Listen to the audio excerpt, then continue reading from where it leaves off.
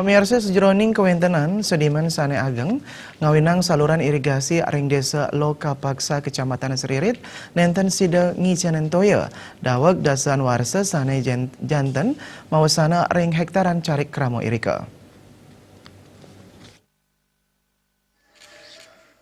Para petani mekeng indik saluran pusat irigasi sane ketutup santukan sayan agengnya ni sedimen ngawit dasan warsane lentang. Dawa kanton sida memargi becek, irigasi puniki sida ngicenen toya, majeng sejeroning carik duen krama ring kecamatan Seririt miwa grogak. Agengnya ni sidemen ngawinang toya nenten sida memargi becek, talar mausana majeng para petani dawuk dasan warsa. Sinale tunggil krama Madi Darmawan saking subak pangkung kunyit desa Banjarasa Mausang, selami kutus warsa, carik ipun nenten sida ngasilang, santukan pikobat puniki. Langkungan sama hektar carik ring kecamatan Seririt sepatutnya ni kajen toya, saking pemargin irigasi inucap, kewentanan galian C janten ngawinang sedimentasi irike sayan ngagengang. Ngalir secara normal bisa 400 hektar terselamatkan.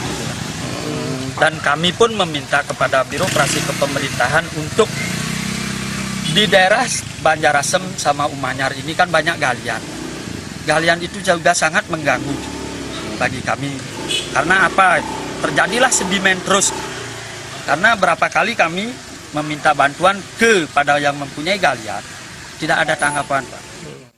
Balai Wilayah Sungai sampun ngicenen wantuan dana, kidang langkung 3,7 juta rupiah, majeng krama irika mangda kekelola untuk ngebecikan kuentenan saluran irigasi, nanging ring pemargin yani, dani inucap wanta sideng wantu, ngantos ngarianin terowongan ring saluran irigasi Kemanten.